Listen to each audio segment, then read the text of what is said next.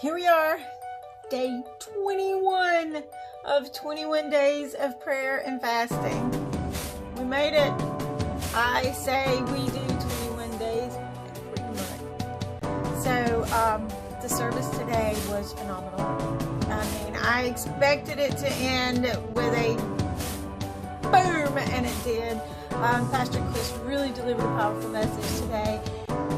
Church of the Highlands, if you go to their website, they have all 21 days posted. You can go review it. You can start your own 21 days and use this as a guide. You can just go back through it, or like I said, take February. Do 21 days in February and March and April. I've really enjoyed this. So, like I said yesterday, I am going to try to come up with something to do to keep the momentum and the excitement going. So how do you know when you're doing something right, when Satan goes against you? Well, I've had a lot of things happen during these 21 days to let me know that I'm doing something right. Because Satan's been knocking on the door.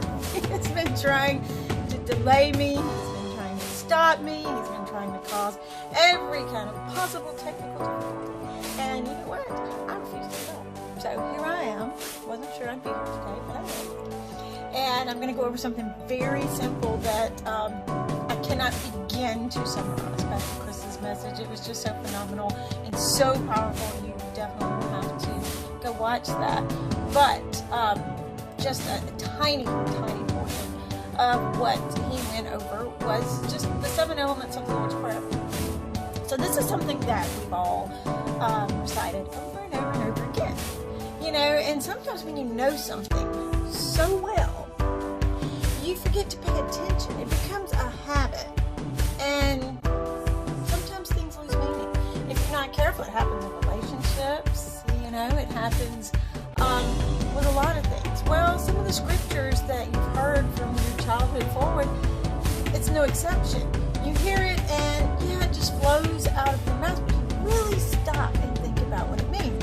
One thing I have truly enjoyed in these classes that I've taken is the theology, learning how to dig deeper and to figure some things out and to look at things from a different perspective. And the Lord's Prayer is no different. The 7 elements, it starts off with our Father in heaven. Well, we're addressing our Father who is in heaven, the one person who loves us more than anything, the one person who keeps his promises, the one person we can depend on, the one person who would do anything for us whatsoever, that loves us unconditionally. Then we say, hallowed be thy name. Yes, your name is worthy of praise and glory. And that is what we're doing when we say that. Your kingdom come, your will be done on earth as it is in heaven. Well, heaven is perfection, and that's where we all strive to be. But God wants earth to strive to be perfect too. That's why we're here, and that's what he's waiting on. Like I said yesterday, he's waiting on us to get our act together so he can come back and get us. Then it goes on to say, give us this day our daily bread. Well, we know that we're nothing without God. Everything that we have comes from him. We can't provide for ourselves. We can't provide for our families without God's help. Forgive us our debts as we forgive our debtors. That's so important because we ask God for forgiveness, and he expects us to do the same in return for our friends, our neighbors, the people around us. We are to be just as forgiving as God is. Do not lead us into temptation, but deliver us from evil. That is something that we should pray every day, because Satan is there. He's waiting, watching. It's your most vulnerable moment. That's when he's going to hit you with something. Oh, it's not going to look like a man with horns and a pitchfork. It's going to look like something so desirous, something that you want, something that's important, something that's going to 100% tempt you and lead you astray from what you know is right.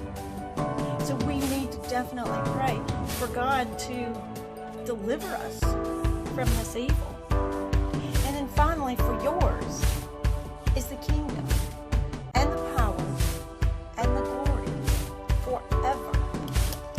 We need to make sure that we are constantly giving God the praise that he deserves. That's what he's looking for, and that's what he wants. I hope that all of you will get a chance to go and look at the 21 days of prayer and fasting. with the Church of the Highlands. The messages every day were so inspirational.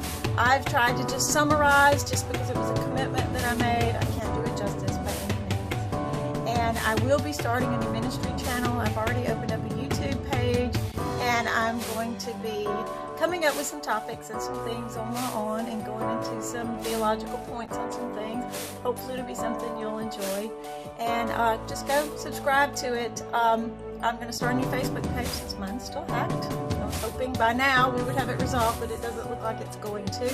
So maybe that's what God wants me to start completely over.